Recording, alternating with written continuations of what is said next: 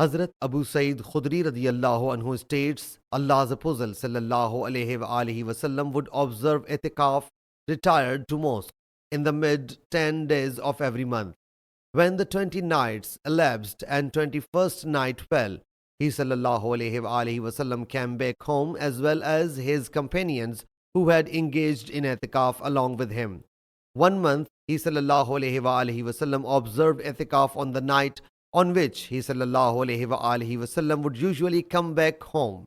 On 20th night, he sallallahu alayhi wa alihi wasallam delivered the sermon and he sallallahu alayhi wa alihi wasallam preached the people the commands which Allah Jalla Jalaluhu pleased.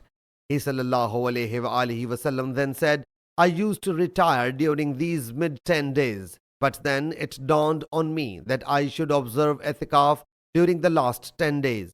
Whosoever has observed itikaf along with me should spend night at his place of itikaf. I was shown the valuable night, but then I was made to forget it. You should seek it on each odd night of the last 10 days of Ramadan.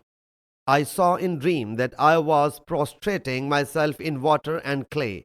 Hazrat Abu Sa'id Khudri radiyallahu anhu said, it rained on the 21st night and the water dripped on the place of the prayer mat of Allah's Apostle sallallahu alayhi wa alihi wasallam in the mosque. When he sallallahu alayhi wa alihi wasallam had performed the morning prayer, I looked at him, water and clay had stuck to his face. Sahih Muslim Hadees number 2761.